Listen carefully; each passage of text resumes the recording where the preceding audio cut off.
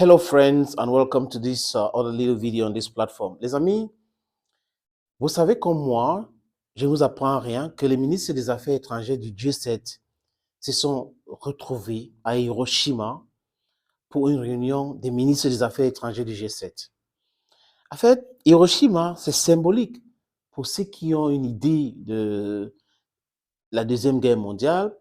C'est là-bas que les Américains ont largué leurs bombes atomiques, qui a des effets dévastatrices jusqu'à aujourd'hui sur la population, c'est des histoires génétiques et autres.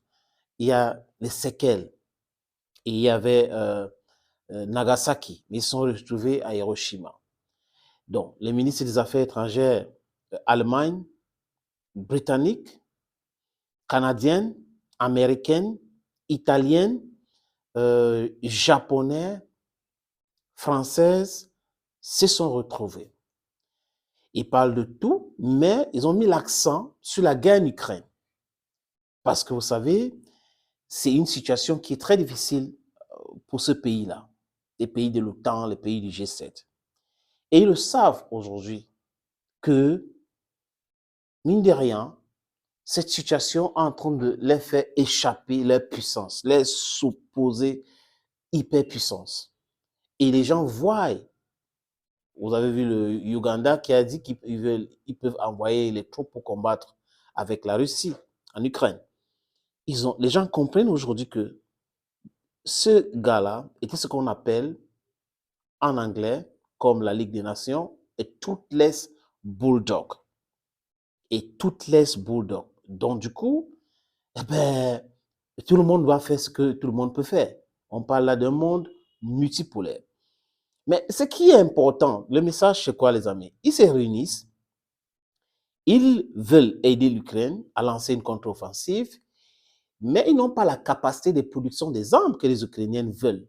La preuve, le ministre des Affaires étrangères ukrainienne était sur une chaîne de télévision en France, en entretien qu'il a accordé à cette chaîne, et en quelque sorte, il était amer. Il dit, vous êtes en train de vouloir ouvrir un front taïwanais, alors que vous n'avez pas réglé le front ukrainien.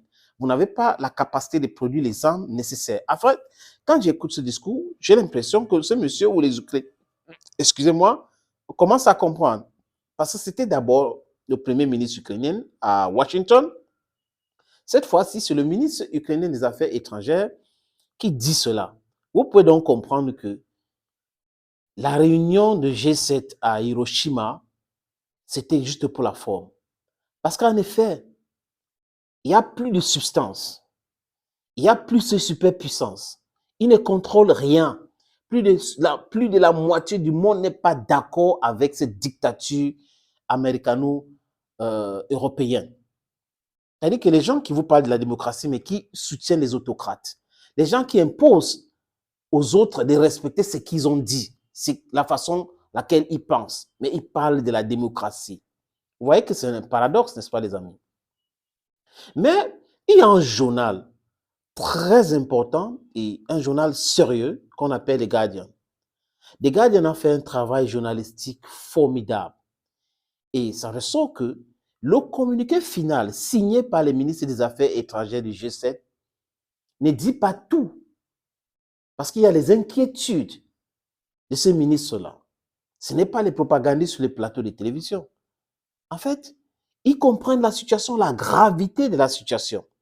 La situation est tellement grave qu'ils ont peur parce qu'ils n'ont pas une idée de tous les armes que détient la Russie. Et si l'Ukraine lance sa contre-offensive, cette grande contre-offensive, les armes que la Russie va donc utiliser sont lesquelles?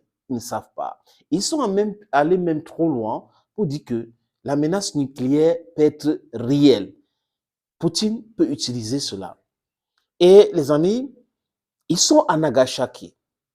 Et Anthony Blinken donne les leçons des armes atomiques à la Russie, à Nagasaki. Drôle, n'est-ce pas? Parce que ce sont les Américains qui ont largué les deux seules bombes atomiques dans ce pays, Hiroshima et Nagasaki.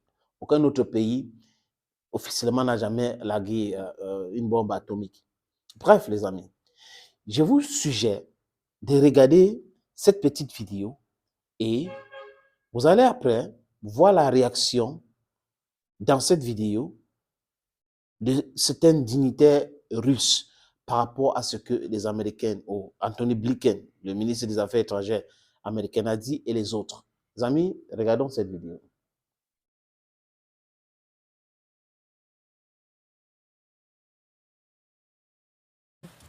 Cette contre-offensive ukrainienne, programmée peut-être pour le début de l'été, mais personne n'en sait rien véritablement. Il faut attendre que les armements soient suffisants, que les hommes soient formés.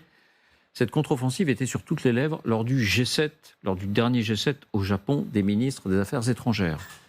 Et la presse britannique était visiblement très informée des conversations qui ont eu lieu entre ces ministres. Et dans ces conversations, il a été évoqué ce que pourrait être la riposte russe. Et visiblement, ces ministres des Affaires étrangères craignent que cette riposte utilise toutes les armes possibles russes. Ils ont parlé explicitement d'une possible riposte nucléaire. Voilà ce qu'indique le Guardian en particulier. Alors le détail d'abord, et puis on va se poser la question, pourquoi cette interrogation des ministres des Affaires étrangères? On ne parle pas de quelques observateurs en train de bavarder. Pourquoi cette interrogation est-elle plausible? Qu'est-ce qui alimente cette interrogation sur cette possible riposte russe? D'abord, les faits, voici les indispensables avec Quentin Bérichel. Bonsoir Quentin. Bonsoir David, bonsoir à tous. Alors, qu'ont dit les ministres des Affaires étrangères au G7? Eh bien, ils étaient tous réunis ce week-end au Japon, à Karuiwaza plus exactement. Vous reconnaissez à gauche le ministre américain Anthony Blinken, entouré de la ministre allemande Annalena Baerbock, puis le ministre japonais. À droite, vous reconnaissez la ministre française des Affaires étrangères Catherine Colonna, entourée de Mélanie Joly, la ministre canadienne, et Antonio Tajani, le ministre italien. Et puis en bas, à gauche, James Cleverly, le ministre des Affaires étrangères britannique. La teneur de leur discussion a été révélée par The Guardian, le journal britannique. Ils s'interrogent et craignent une riposte russe en réponse à la contre-offensive ukrainienne prévue en début d'été. Voilà ce qu'indique le journal britannique. Les dirigeants occidentaux se préparent à ce que Vladimir Poutine utilise tous les outils qui lui restent, y compris les menaces nucléaires et les cyberattaques. Vous avez bien lu, l'arme atomique est évoquée comme réplique russe. Dans le communiqué final du G7, ces mêmes ministres des Affaires étrangères mettent en garde la Russie. La rhétorique nucléaire irresponsable de la Russie et sa menace de déployer des armes nucléaires en Biélorussie sont inacceptables. Toute utilisation d'armes nucléaires par la Russie aurait de graves conséquences. En conférence de presse, le secrétaire d'État américain Anthony Blinken enfonce le clou. Écoutez. At this ministerial, we also focused on nuclear proliferation, Russia's New START suspension, and irresponsible nuclear rhetoric. These actions only strengthen our determination to address nuclear dangers. Pour appuyer son propos, Anthony Blinken a rappelé d'ailleurs le chaos provoqué par les armes nucléaires à Hiroshima et Nagasaki en 1945. Et les Russes n'ont pas tardé à répondre. Oui, et comme presque à chaque fois lorsqu'il est question de nucléaire, c'est Dimitri Medvedev, l'ancien président russe, qui a répondu à Anthony Blinken. Regardez ce qu'il dit sur sa chaîne Telegram. Cet étrange monsieur qu'est Blinken s'est fendu d'un commentaire sur la destruction d'Hiroshima et Nagasaki, mais il n'a pas mentionné que ce sont ce propre pays qui a commis ce crime. Quelle bande de salauds menteurs utilisent-ils? Ils utilisent des armes nucléaires, mais ils ne se repentent pas, et tout cela se passe au Japon. Voilà pour la réponse diplomatique, dirons-nous, car en parallèle, comme à chaque fois, le Kremlin a aussi répondu en images, en affichant son arsenal nucléaire. Cette fois-ci, regardez, ce sont ces sous-marins nucléaires qui sont partis de leur base navale du Kamchatka pour prendre la direction de la mer du Japon, officiellement pour des exercices de tir. Le lieu, le Japon donc, et le moment ne doivent sans doute rien au hasard. Car hier, Vladimir Poutine, en présence de son ministre de la Défense, Sergueï Shoïgu, indiquait que cette même flotte russe pouvait être engagée à tout moment et pour tous les conflits. Écoutez. Ну и кроме всего прочего, конечно, силы флота в отдельных его компонентах, безусловно, могут использоваться и в конфликтах на любых направлениях. А первый этап действительно прошел внезапной проверки на очень высоком уровне. Я хочу выразить слова благодарности всем, кто организовал эту. Merci Quentin. Vous voyez, ce qui retient l'attention, c'est qu'il y a le communiqué final des ministres des Affaires étrangères, j'allais dire, qui ne change pas tellement de la rhétorique habituelle. Nous mettons en garde la Russie, respectez les traités internationaux, ne transportez pas des armes nucléaires chez le voisin biélorusse. Mais ce que nous dit le Guardian, c'est qu'il y a d'autres conversations qui ne sont pas révélées cette fois, dont le contenu ne figure pas dans le communiqué final, et qui font état d'une crainte que la Russie aille utiliser toutes les armes possibles, y compris l'arme nucléaire, en cas de contre-offensive ukrainienne. Là-dessus, j'ai l'impression que vous avez un doute. Ouais, moi je suis un peu Jean-Dominique. sceptique. Dimitri Medvedev, franchement, il ne rigole pas. Il ne rigole pas. Il a dit que c'est les missiles sur Telegram. Il traite Blinken de ridicule. C'est-à-dire que vous avez bombardé un pays, vous vous retrouvez là où vous avez bombardé et vous venez nous donner des leçons de la bombe atomique. Entre moi et vous qui devrez donner des leçons de la bombe atomique à l'autre. Et il traite Blinken d'une étrange personnage. Une personne étrange, franchement, qui raconte des histoires et il trouve en quelque sorte que c'est des rigolas. En fait, ce sont les déclarations du vice-président du Conseil de sécurité russe, Dmitry Medvedev, qui était ancien chef de l'État russe. Et on a vu dans cette vidéo Vladimir Poutine qui parle à son ministre de la Défense, Shoigu. Il dit préparez toutes ces flottes-là.